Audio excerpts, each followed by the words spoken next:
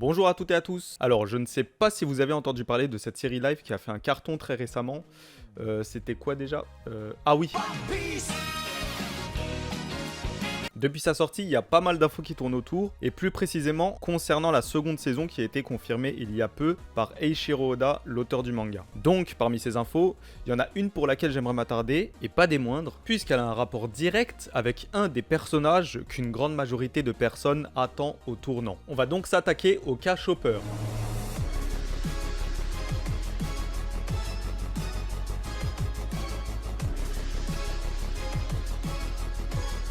Suite à pas mal d'interrogations et diverses propositions concernant l'apparence de Chopper, il semblerait que l'équipe qui a travaillé sur la série live One Piece, et plus précisément les responsables du maquillage, aurait finalement décidé de se passer d'effets numériques. Autrement dit, ils envisagent de partir sur le même principe qu'avec Arlong et les hommes poissons, en utilisant essentiellement du maquillage. Alors pour ma part, lorsque j'ai visionné le trailer où l'on voit notamment Arlong pour la première fois, c'est vrai que j'ai eu quelques réserves. D'ailleurs, je vous ferai part de mon avis actuel lors d'une prochaine vidéo. En attendant, n'hésitez pas à jeter un coup d'œil aux 2 premières reviews déjà en ligne. Alors, selon moi, ça risque de poser quelques problèmes, mais ça peut aussi être une option plus ou moins acceptable.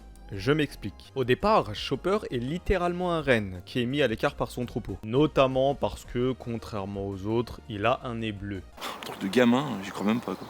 Bon, ok, la plupart du temps, il se déplace sur ses 2 pattes. Mais ça ne fait pas pour autant de lui un humain. Contrairement aux hommes poissons, qui ont certes des caractéristiques de poiscaille, mais qui ont une apparence assez proche de l'homme. D'où l'appellation d'homme poisson. Ajoutons à cela le fait que Chopper utilise ce qu'on appelle une Rumble Ball, ce qui lui permet de se métamorphoser et prendre différentes formes. Autant dire que partir sur du simple maquillage risque de limiter les caractéristiques propres au personnage. Mais bien entendu, comme il s'agit d'une adaptation, j'imagine qu'ils feront le nécessaire pour minimiser les dégâts. Et dans l'absolu, compter sur un budget plus conséquent pour les saisons suivantes. Ceci étant dit, comme je le disais plus tôt, malgré son apparence, Chopper se tient constamment debout sur ses 2 pattes. En effet, comme c'est le cas pour la plupart des personnages dans One Piece, il a mangé un fruit du démon, le Ito no Mi, un fruit de type Zoan, qui lui permet notamment de se transformer en hybride d'humain. Du coup, d'après moi, c'est ce qui pourrait justifier la direction que l'équipe de la série pourrait prendre. Par contre, voilà, si vraiment il faut se passer d'effets numériques, j'ai pensé à une alternative. Attention,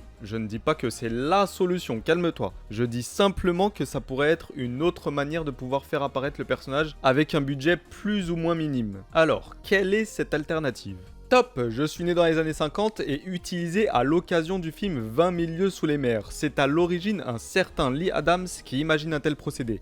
Je suis...